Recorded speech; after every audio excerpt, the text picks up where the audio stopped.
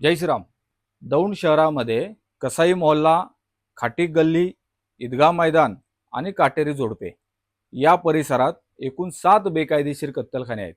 या कत्तलखान्यांमध्ये दररोज शेकडोंच्या संख्येमध्ये गायी, बैल, वासरांची निर्घुणपणे कत्तल केली जाते आणि कत्तल केलेलं मांस हे आलिशान कारमध्ये त्याचप्रमाणे टेम्पोमध्ये भरून पुणे मुंबई सारख्या मुस्लिम बहुल भागामध्ये विक्री करण्यासाठी पाठवलं जातं।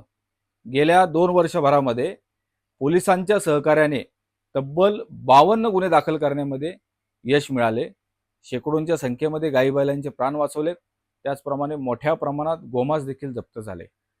सर्व बेकायदेशीर कत्तलखाने हे तातडीने उद्ध्वस्त करण्यात यावेत यासाठी गेल्या 10 दिवसांपूर्वी आम्ही दौंड नगर परिषदेला भेटून समक्ष तक्रार दिली होती आणि कत्तलखाने उद्ध्वस्त करावेत अशी कायदेशीर त्यांच्याकडे मागणी केली होती। त्याचप्रमाणे दौंड शहर पोलिसांनी देखील सर्व कत्तलखाने उद्ध्वस्त करावेत आणि त्यासाठी जो काही पोलीस बंदोबस्त लागेल तो आम्ही आपणास देऊ अशा आशयाचे देखील लेखी पत्र दौंड नगर परिषदेला दिले।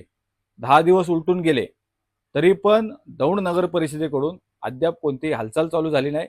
माझी दौंड नगर परिषदेचे माननीय मुख्याधिकारी साहेबांना आणि तहसीलदार साहेबांना विनंती आहे की आपण लवकरात लवकर या प्रकरणात लक्ष घालावं। या रमजानच्या दिवसामध्ये देखील मोठ्या प्रमाणात त्या ठिकाणी गायींची कत्तल चालू आहे। पोलीस आणि गोरक्षक हे त्या ठिकाणी लक्ष ठेवून आहेत।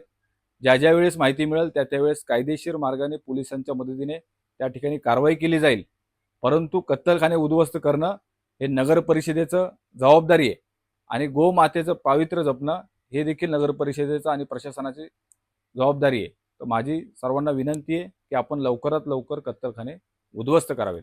धन्यवाद। जय श्रीराम, जय गोमाता।